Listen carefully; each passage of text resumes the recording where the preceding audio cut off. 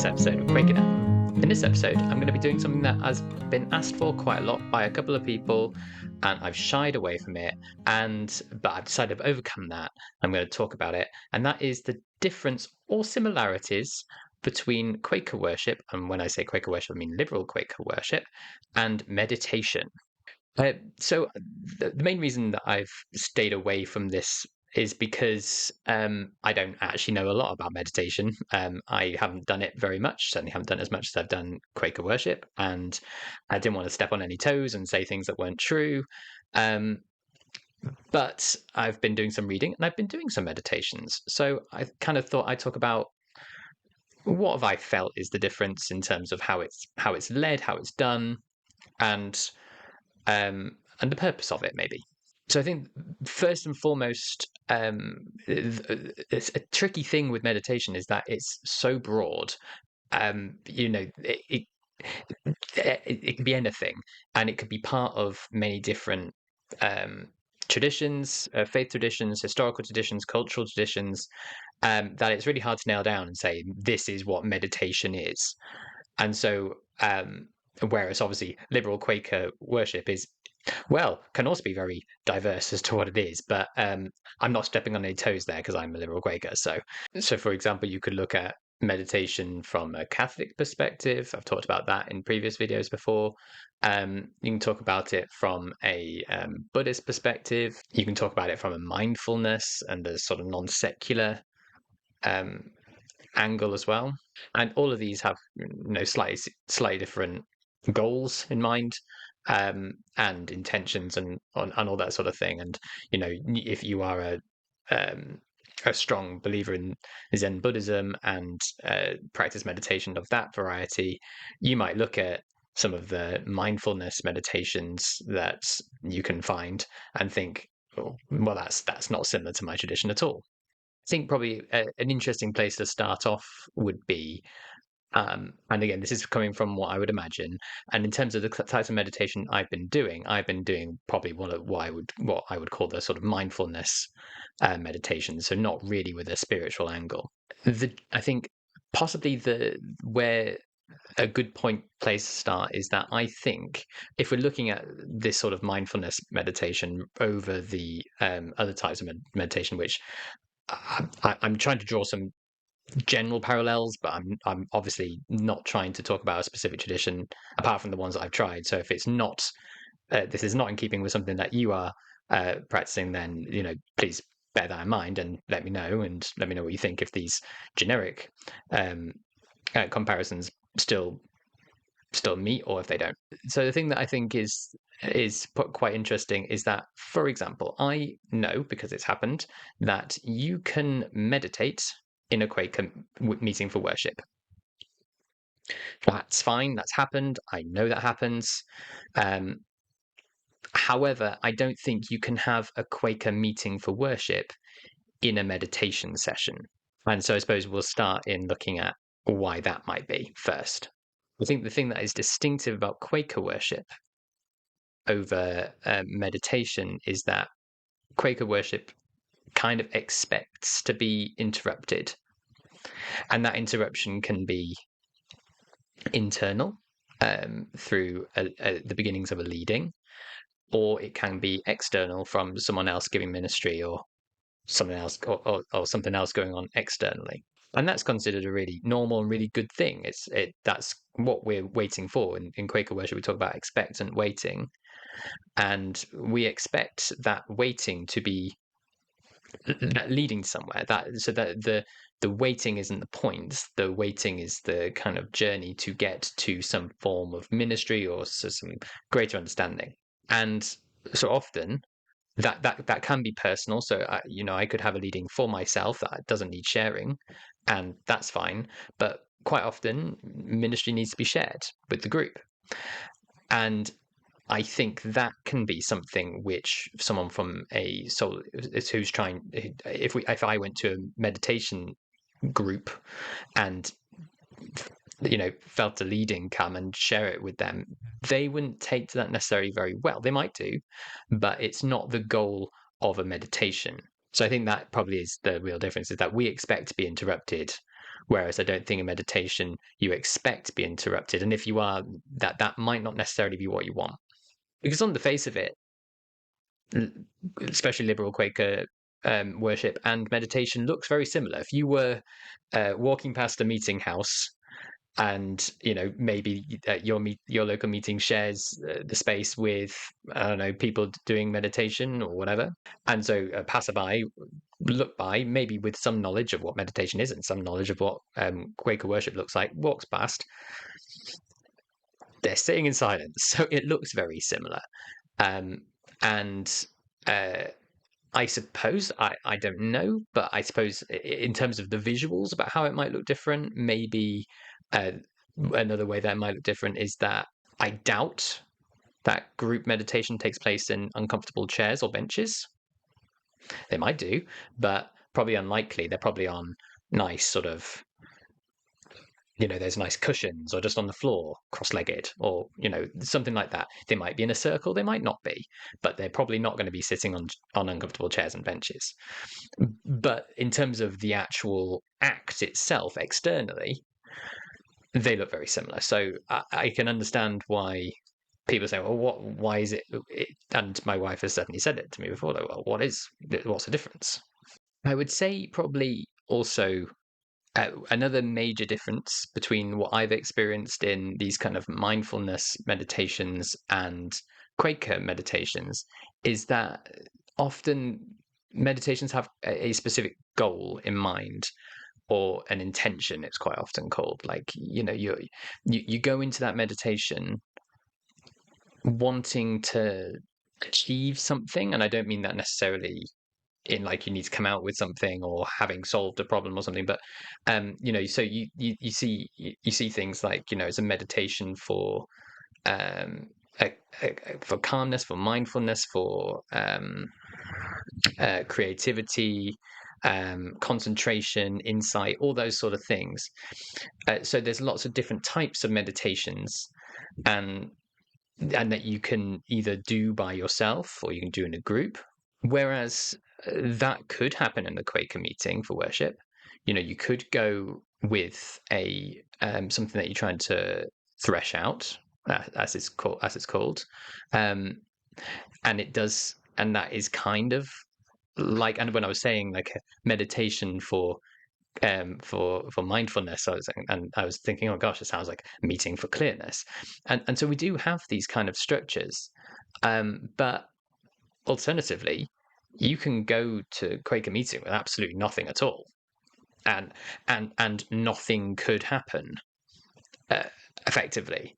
You could just go in with no idea what might happen, and maybe nothing might happen, and that's not, you haven't done it. Or maybe you might go there wanting to be clear or whatever, and you were then instead wrestling with all these things, maybe that people have brought up, and think, oh gosh, I need to be thinking, oh, what getting quite worked up about the state of the world, or a spiritual matter or whatever, and that's fine. That is, there's no, I think there is no goal really in a Quaker meeting, Quaker worship necessarily, apart from building relationship with the divine, building and listening to ministry and seeing where that leads you. But it's not like I go there to solve a problem or to relax either necessarily, which some, especially secular meditations, is about that. It's about, finding a way to solve through maybe some stress that you're dealing with, and which again, Quaker meeting could do that, but it could also very much not do that. Another big difference, I would say, again, between these kind of secular mindfulness meditations and Quaker liberal Quaker worship, might be that you are more likely. I'm not saying you can't do it, but you are more likely to be doing these meditations by yourself. Whereas it's not impossible, but it's not common for Quakers to worship by themselves. And I've talked in other videos that we should probably try and develop a better internal prayer life or worship life, or whatever kind of word you want to put in there, spiritual life. But I think ultimately, if you read Thomas Kelly is not going to tell you to worship solely by yourself, and that's a good Quaker worship. It's all about community and being gathered. Whereas a lot of these meditations, you can get them on apps and stuff, and they're designed to do by yourselves, which is very helpful if that's your if that's the purpose of that time that you're spending in silence. If you're working through something by yourself, or you want to take yourself out of the world to relax and to get rid of a lot of stress, or to deal with an issue or anything, then that's a lot easier to do by yourself than with a group of other people sometimes. I'd also say that another difference is that I felt doing these meditations is that there seems to be like a pattern or a group of patterns that is expected that are used in meditations that we just don't have in liberal Quakerism. Not that they couldn't be used, but they're just not. So, like, the whole thing of, controlling breathing, of becoming aware of, extremities in your body, being aware of how your body's feeling, closing your eyes, and then being given like prompts at regular moments in order to help lead that meditation. In Quakerism, that doesn't happen at all. There is no like kind of expectation that in the first like 2 minutes or so we're focusing on our breathing, and then the next section we're focusing on like um, parts of our body and how we don't do that. But uh, that being said, if you go to a Quaker meeting, that's what people will be doing.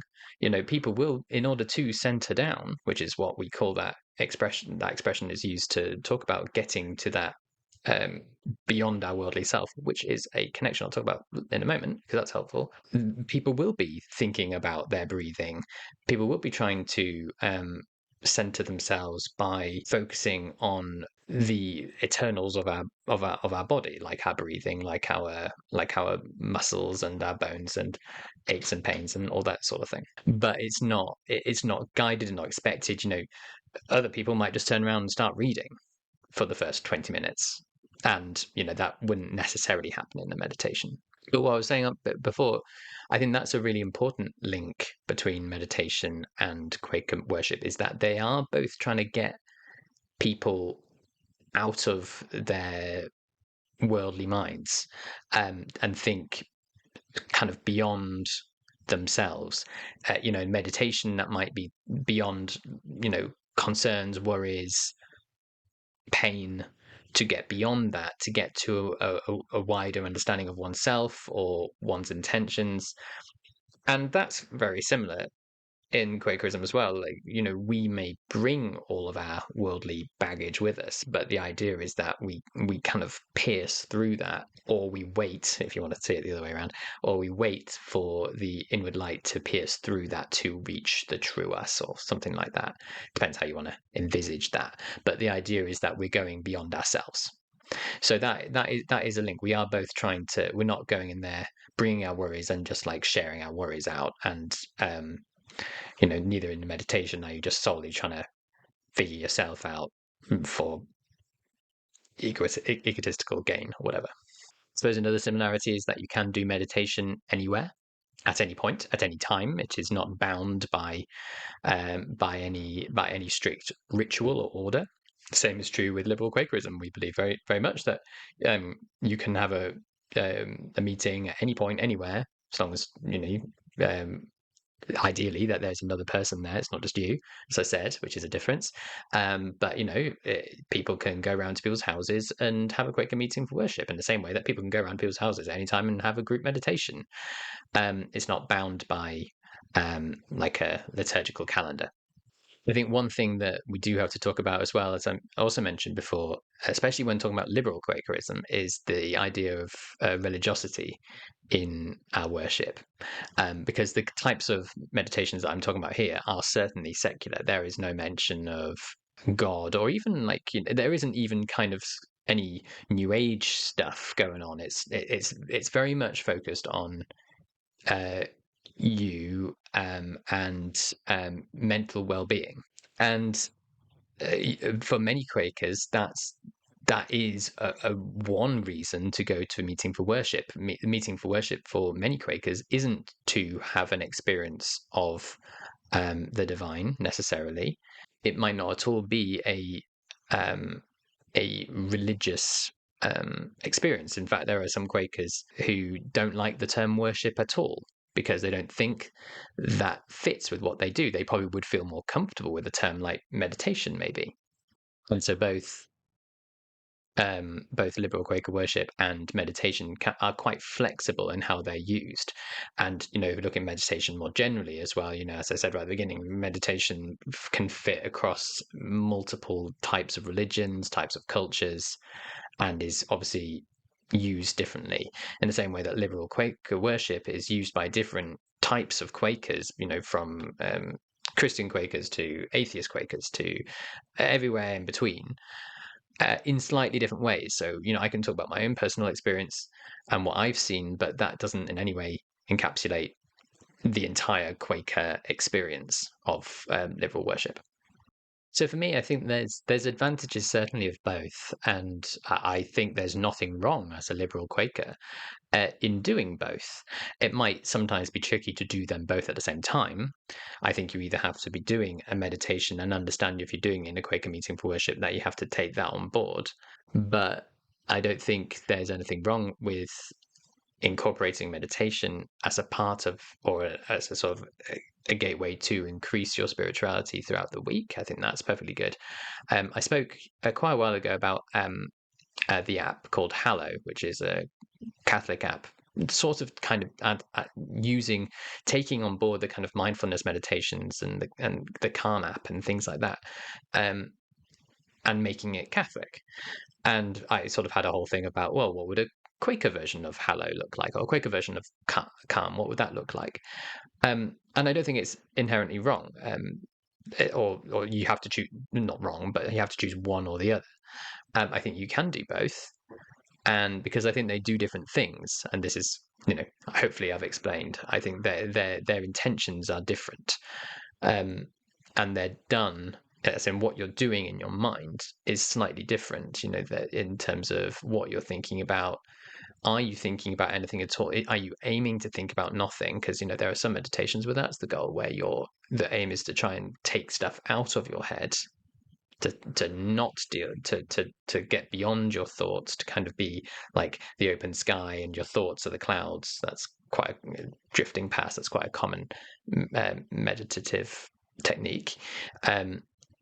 Whereas in Quaker Meeting for Worship, I think we're challenged to engage with our thoughts more than, we're not trying to take ourselves out of the picture. We're trying to make more room for the divine in our minds, rather than trying to push ourselves out. But I think it's very interesting to have a look at that, and I'd be very interested if there's people who really do use meditation and a specific form of meditation, maybe a more kind of a Buddhist meditation that obviously that I haven't really talked about because I didn't feel like I could, because I haven't experienced that. Then that'd be really interesting to know. So please do share. And what do you think? Do you think we should be using meditation more as Quakers? And if so, what would that look like? What would a Quaker meditation session look like? Not saying trying to blend Quaker worship with meditation, but if we were to have a Quaker flavored meditation, what would it look like? Be really interested to know your thoughts. Thank you very much for watching the video. If you liked it, please do click on the thumbs up and the subscribe button to get more videos about Quakerism in the UK today. It really does help, and thanks once again.